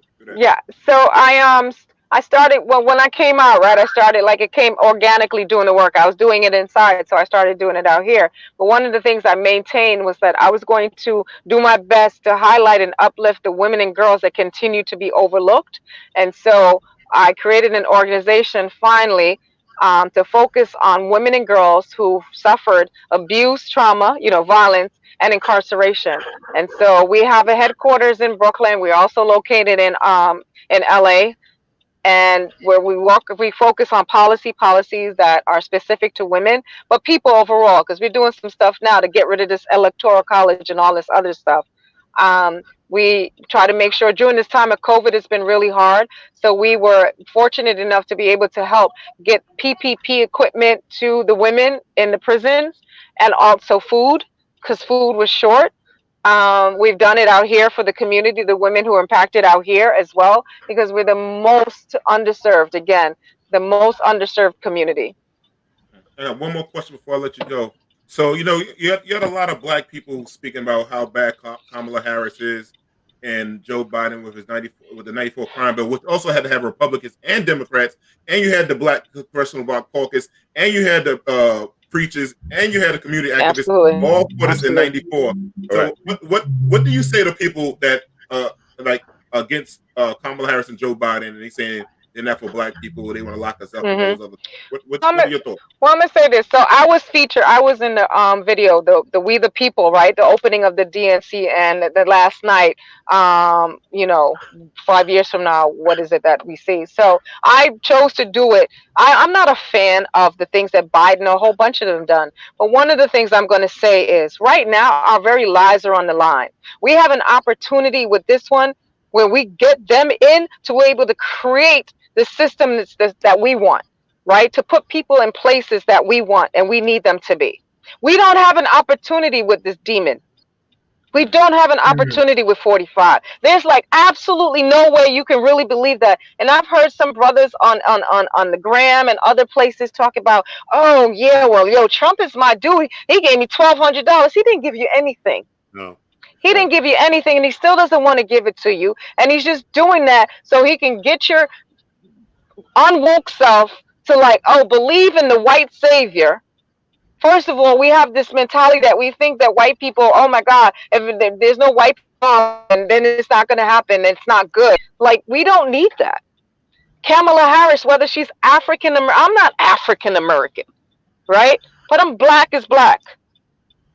And it shouldn't even matter. That shouldn't even matter. I know she wasn't great in California. She wasn't good when she was a DA. She didn't do some good stuff. But the bottom line is you have the capacity, the ability to talk to them, to make some changes. If you saw someone like me on the video for the DNC for that night, that week, they're not saying something. When that other one shut me out of the White House. So let's be clear. Let's look at what's being said here. You're right. Right. Donna, go ahead. Sorry. Somebody will say something? No, I was just saying it was just, with it seems like with Biden and Kamala, we do have at least an audience. You know what I mean? They do have to at least listen. Yes. Versus Trump. You know what I mean? Yes. He's just Yes. whatever. There is no other option. There's no other option. Yeah, and stop trying to get into these spaces, into these people where want to use you to show and whatever. Like, I made a hard decision. They asked me, and they didn't rush. Like, this is just, and we laid it out. And I let them know I was a victim of the crime bill, so I know it well. There's a whole lot of other folks, our skin folk, talking about it that don't even that can't even relate to it. So please, with that, please, our lives are on the line. This is not a joke. Our lives are on the line here. Yeah, look how many white men federal judges he just put in. So, and I got friends facing federal time as we speak. So, right. With that said, Donna, thank you so much for coming today, for chopping it up with us today. I love you, sister. Tell us again where people can find your book at, and where how can they follow you on Instagram. You can find A Little Piece of Light on Amazon, Barnes & Noble, most major bookstores, not all of them, mom and pop stores. A Little Piece of Light, A Little Piece of Light. We have a website on Instagram, Donna Hilton. I'm on Twitter, Instagram, Facebook, LinkedIn, Hyde. It's a Hilton, DONNAHYLTON. That's right, Hilton with a Y, not the I. Donna, Hilton with a Y. Donna, you stay strong. You are a huge inspiration. Thank you. Fantastic. Thank you Thank you so for being much. on the Thank show. you. Thank Love you. you, sister. Love you, sister. Appreciate you. Thank you. All right. Good Much night. love. Get on safe. Get Good on night. safe. Get on safe. All right. Thank you. Cool. Wow, that was deep. That was deep. Yeah. That's Yeah, my man. sister. That was Donna Hilton. You can follow on Instagram, Donna Hilton with a Y, ladies and gentlemen. You know, as you see, like, you know, we've had a lot of ladies today. Kelvin and I represent the pink for the breast cancer awareness today. You know, Yeah. I love the tatas. I mean, I love all shapes, sizes. I don't care National Geographic ones. I love them all. So I just want to make sure that we take care of the tatas. And these words are not coming from Kelvin. Yo, I feel like Calvin is about to jump up and just run off the screen. No, it makes me he and I have such a connection too. It's hilarious. But no, I'll tell you, excellent guest tonight. Yeah. You know, very, very enlightening, enlightening. And I'll just tell you, I was thinking about this.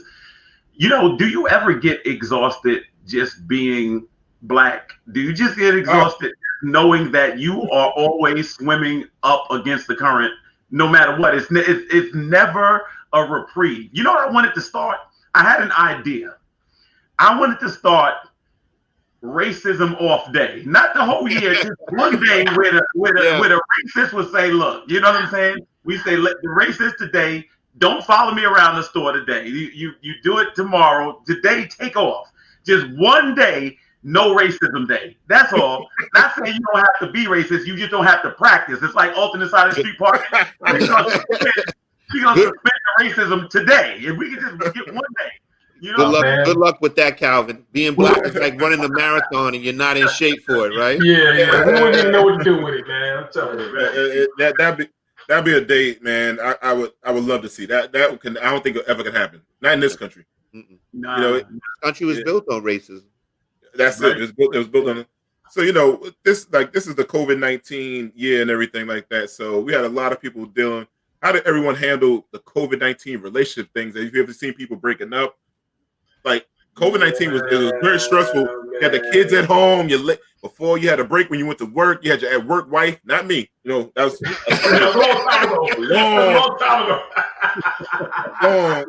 long time ago. You know what I'm saying? None of these men on this stage had none of us have at work wives. That was a long time ago, like I said. Well, you know what it is. I think you remember that expression. Adversity doesn't build character; it reveals it. Yeah. I think sometimes people, it may be just good to actually just have something come and almost test your mettle to see. Now, obviously, we've seen domestic violence cases climb. We've seen a spike in alcohol. We've seen, you know, people, I think when it comes to trauma or adversity, I think they revert back to, you know, some primal instincts in some cases. You know, and if you are going to be in a relationship, obviously it's going to be tested. If it doesn't withstand the test, then obviously that lets you know where there's a void at and where you need to work on certain things.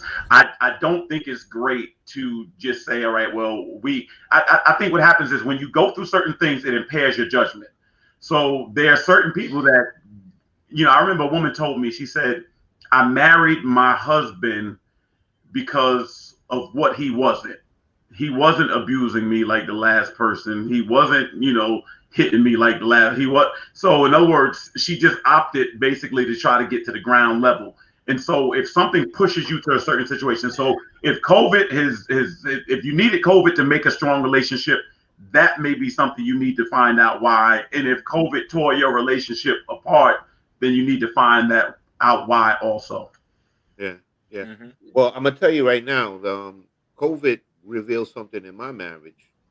Me and my wife were always big on going out to dinner. We would go out to dinner, you know, pretty much every week or sometimes twice a week.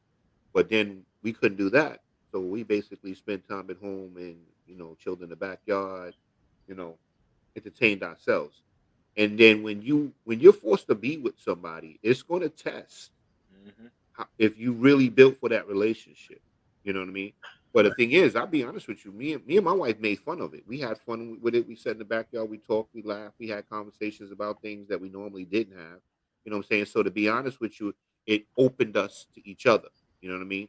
So to me, I think me and my marriage survived the COVID. You know what I'm saying? And I'm not saying that because, you know, my wife listens to the show. It's true. You know what I mean? Right. Yeah, it's so funny. I just had the same conversation with my wife earlier today. We were talking about COVID and the things that we didn't, we just have a certain, you have a certain rhythm to your marriage, man, and to your life.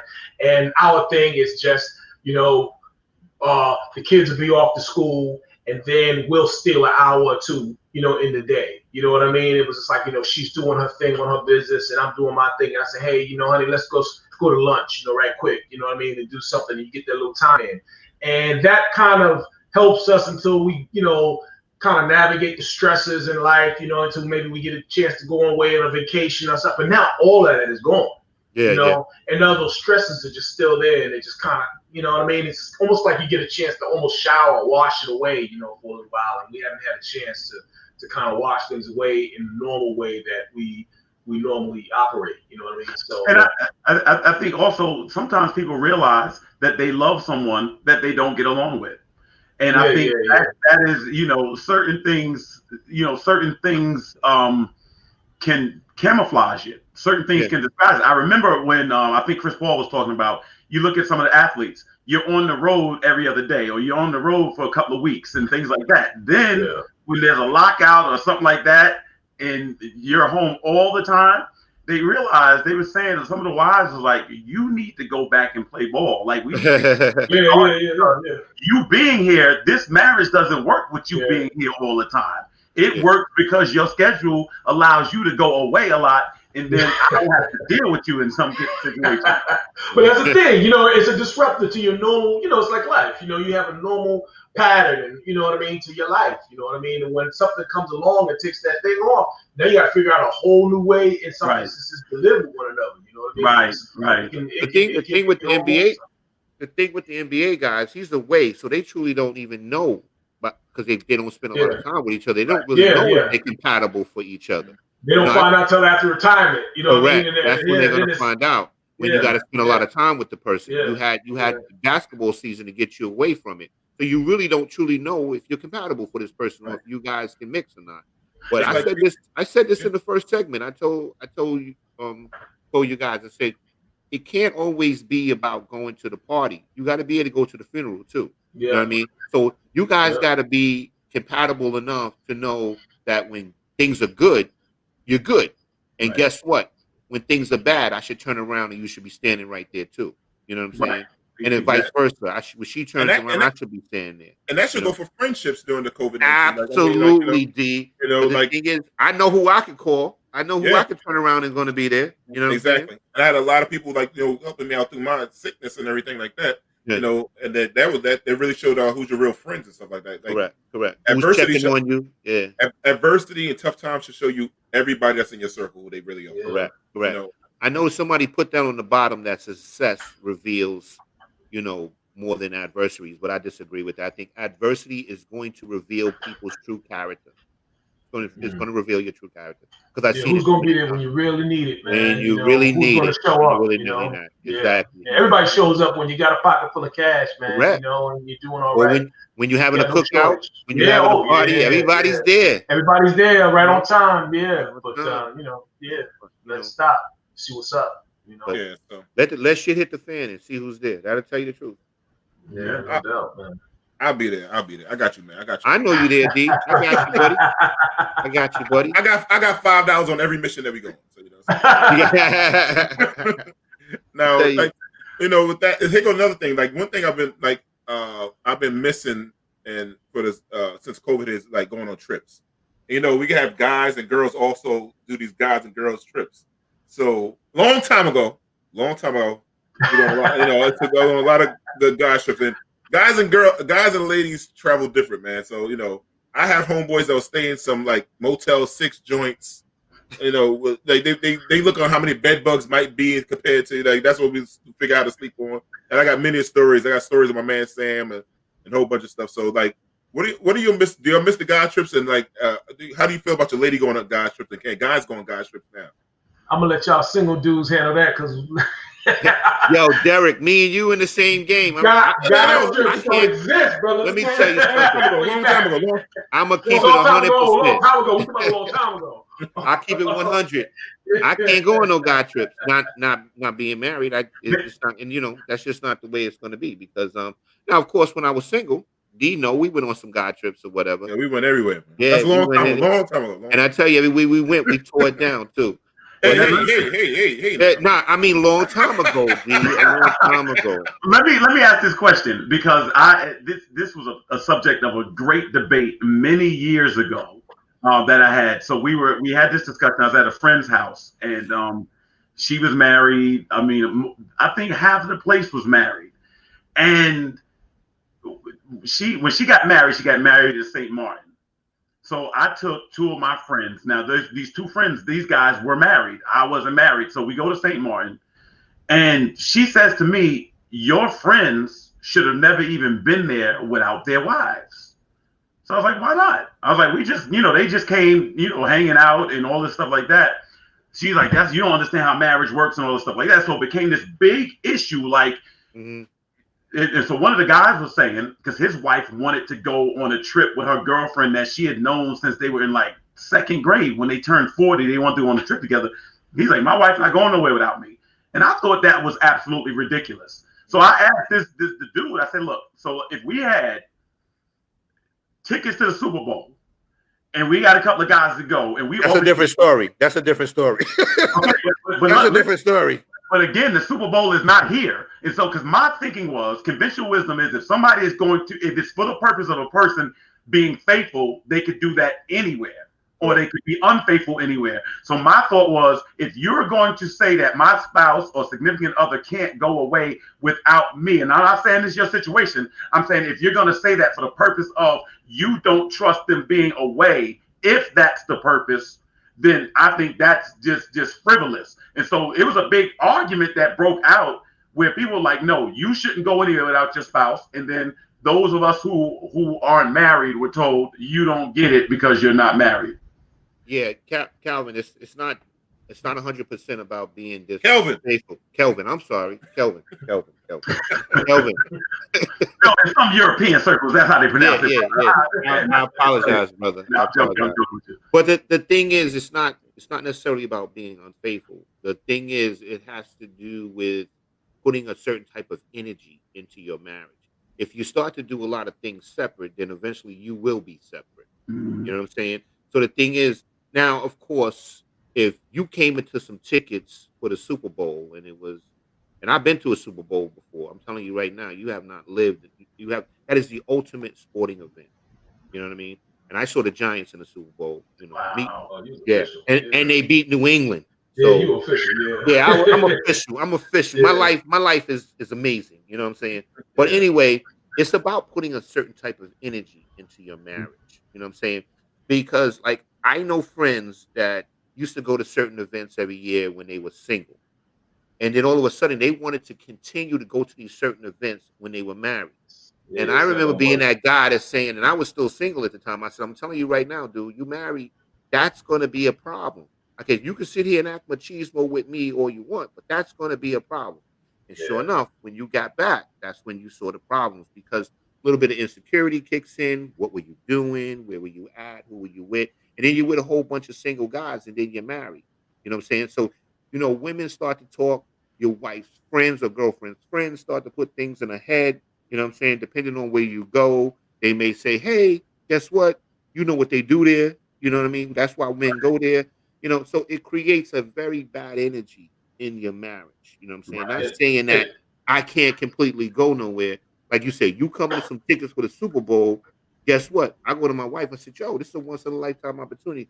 Most likely, my wife is going to understand. Let me say this. I want to say this, and then you guys can carry the conversation. I want to say this and put this out there. I've never shared this with anybody before. That is the quintessential reason that it didn't work out with Beyonce and I. I just want to put that out there.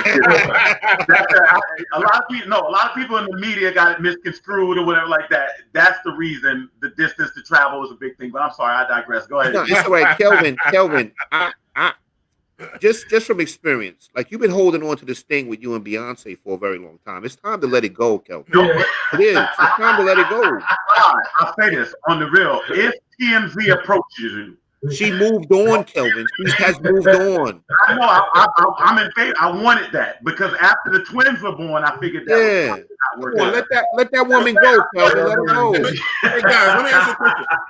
It seems to me like women could say they go on a woman's trip with their girlfriends, and it's no problem most of the time. We waiting on our chance. That's what it is. You know what I'm saying? Oh, that's what it is. What you say? What you say there? Yes, we waiting on our chance. Right? You know what I'm saying? So like, yeah, go ahead. Yeah, you know what I'm saying. I'm gonna tell you right now, a lot of wives that try to go on girls' trips, they're not going to go because they're going to say, I'm opening the door for him to go on a man trip. So you know what I'm saying? You set yourself up for it. So you think now women, please comment. Women, please comment. You think women cut off their nose right their face when they do that? Yeah, I think they do. Wow. But even if you're married, isn't part of this that you do need to? I mean, you still had friendships in associations outside of your marriage, right? I would assume. Yeah, absolutely. But going on a trip with the fellas is like I told you. Sometimes if you think for 1 minute, and I don't know, Derik, about you, you come back from that trip, you bring your suitcases back all in the door, you're gonna feel some tension in that fridge. You know? with D. And especially if you come back, Kelvin, if you come back acting like you had an amazing time without her, kid, it's gonna be crazy. Full disclosure, I have gone away on a trip without my wife before. You know what I mean? It's happened. But again, we didn't have any of those issues, you know what I mean? So, my wife and I, we're a little different, you know what I mean? We know each other a long time before we got married, you know what I mean? And so like, that my wife was one of my closest friends before we ever got married, you know what I mean?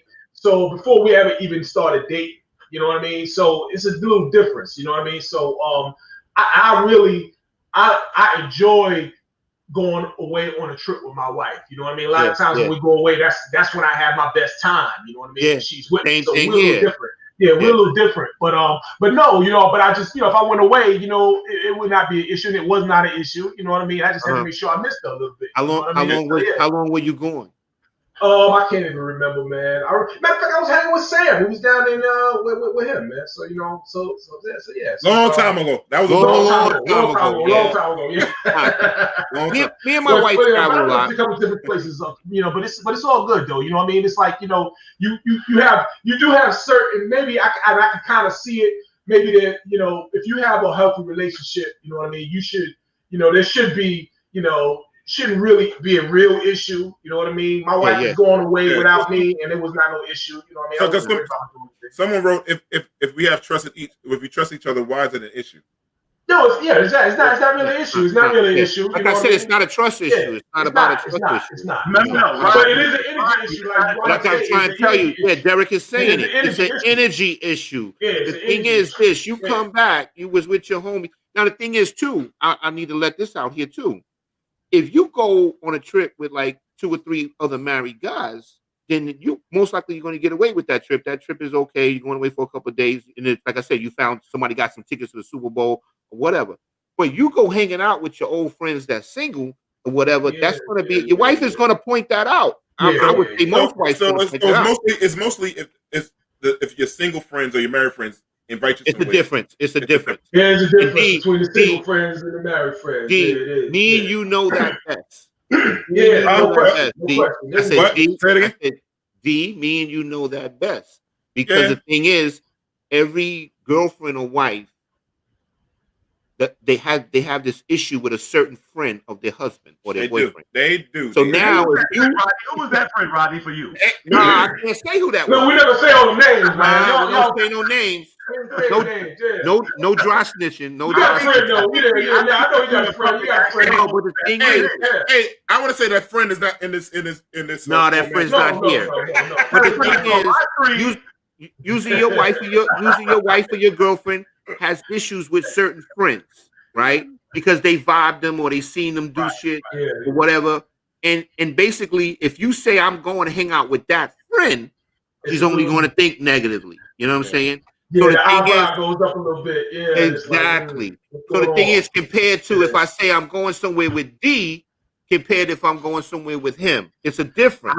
I'm gonna tell you what my mother used to do. My mother would be like, my father would be like, I'm going to the store. Go with your father. My mother would try to send me to ride with. I don't know if they do that today. Go ride with your father. Go to the store with your father. Go whatever. My father, I don't need no escort. Go back in the house. The thing is, you know when women do that, like when you get ready to leave out the house, y'all having an argument or whatever, you get ready to leave, take your kids with you. Because the thing is, you can't take your kids to another chick's house. That's right. No. Let's come back with all the information, man. No, that's real talk. Daddy's friend. It was daddy's friend, you know. That is real talk. I went to go visit my friend in prison. My ex said she had something to do. I had to take my son. And my son must have been 3 years old, 3 years old, with me riding on the road for an hour and a half to prison. To make sure you're telling the truth. Yeah. Right. He can't talk. Because she knows what would have happened a long time ago. That's why. Yeah. I mean, I'm in there with the baby bag and everything, but it was crazy. Like, yo, bring my son to the prison? You want your son to go? But, you know, that's my road dog. So we had it. Plus, my son keeps good secrets. So let me ask you, married men, this. What is the biggest fear? You know, when it comes to that, I would assume most men are protective of their wives and things like that. You know, obviously, if your wife is attractive or whatever, even if she wasn't attractive, whenever she walks out that door, she's attracted to somebody's finds her attractive. Any woman breathing is going to have to defend, you know, against, you know, suiters. That's just reality. Kelvin, I dated some ugly women. I got a lot of them, never got hit on. When was that? Long time ago? A lot of women. I dated a lot of women with missing teeth. That's a whole nother subject. And that's just, does your ego kick in? Or you feel like, you know what, that's my wife, I know the deal, I'm good, or whatever like that? Or does your ego do you want to hear about it when she's out and some dudes try to talk to her, whatever like that, or whatever? Me personally, I think that's when the trust comes in. You just either know your wife or you don't. You know, you're right. Like somebody is going to find your wife attractive. That's just normal. I mean, you found her attractive, right? Correct. You mean you can't walk around insecure thinking that everybody wants your wife and your wife wants to be with everybody else. I mean, that's just that's something you got to deal with within yourself. You know what I'm saying? Right. But like I said, that's when trust comes in, because you say, nah, my wife ain't going to be checking for that cat. Look at what she got right here. Hey man, my wife has told me when situations happen. You know, we laugh about it. You know what I mean? It's a joke. You know what I mean? Matter of fact, we kind of got this little joke. You know what I mean? You know, she'll go off. I say, you know, she'll go off. I say, hey, where you going, honey? She said, I'm going to see Jody. You know, it's your time. You know, we joke around a little bit with it. Yeah. I want to know this question though, as married men, and I've always believed this, and this it's interesting. When you're with a woman, when you're on a date or you're married or whatever like that, it seems like you will see the most attractive women in the world when you are with another woman, and it just like it's and so guys have a way of trying to camouflage it, trying to disguise it when they look or things like that. You know, one of my friend's wives was like, wear some shades while you on the beach, so you don't sprain your neck trying to just look at everybody, whatever like that. She said she knew he gonna look. I mean, obviously. But how do you deal with that when you know, because obviously your wife knows what you like, and somebody, because the ignore it thing is funny. To me, because the woman, I know you saw her because I saw her. To me, I like Instagram. Like you share the Instagram, you like, yo, you see that body and looking at the bodies and stuff like that. So it's like if you open and really real with your chick and she understand, like, you know, you looking at it, you're like not trying to hide anything. I think she's more respectful of it. Like, you know, she know that you got eyes. You're gonna see some stuff. You know what I'm saying? So why are you gonna get on me if I'm at the beach and everybody's like 90% naked, damn near naked? Why be upset? See, one of my friends used to have me laugh. We'll be walking down the street back in the day. He see a woman that's gorgeous. He'd be like, "My wife is gonna pay for that. My wife is gonna pay for that." Like my man was gonna go home and set it off, and that was his way of dealing with it. He wasn't gonna step to the woman. He gonna step to his wife. Like it's on. I'm gonna say this. I have no idea what y'all talking about. Niggas say y'all ain't discreet when you do it. That's what it is. That's the problem. I'm very discreet. One guy told me the best. He said, if I want to cheat on my wife, if I want to have an affair, I just call her by her middle name. That's all. Pretend she's somebody else, right? But she's still herself, right? I just go back to the strip club. Yes, we know. Even now, I tell you right now, it all what you were talking about, Calvin, is based on experience. Like, if your wife sees something before you that she feels that you're gonna look at, and you actually get caught, then you ain't that good. You shouldn't don't even look because you know that you're being set up. It's a setup. Right. But what you gotta do, you gotta look fast and put it in your memory real quick. You look, boom, got it. And now you're back on whatever you gotta do. Well, I want to ask, we only got a few minutes left. I want to ask this question. I want to ask for the women out there. I always ask this question. It sounds ridiculous, but I always ask this question. What is the purpose of cleavage? And the reason I ask that, because obviously men look at cleavage, women look like they get offended when you do look, and so it's this game of cat and mouse. Can you look and check it out before the woman can catch you out there? Eye contact. So one woman told me, she's like, it's for you to glance, not to stare. So and I was about to tell you that, Calvin. You're not supposed to stare at it. Right. Yeah, you're not supposed to stare at it. That's what it is. You're not supposed to stare at it. But it almost seems like entrapment. Oh, I mean, so I think that. Somebody said I'm suspicious when they don't look. Right. So when Robin, are you saying that you think your man might be a little on the other side of the street? Listen, I want to make sure we get more sponsorships. So I'm not gonna say Right. No, I'm telling you right now that today the sponsors are dead. Yeah. Oh, y'all trying to get sponsorship? Yeah. Oh, nah, you know that. I think I get Robin's point. Robin's point is obvious. It's a front when you sitting there acting like you don't see it. That's the thing. Because remember the comedians be like the dude to point out something else on a woman. You see her shoes? That's ridiculous. So you could draw attention to her, so you both can look. And at the end of the day, you was just trying to front. So that's what it is. That's posturing. It's just human nature. Yeah.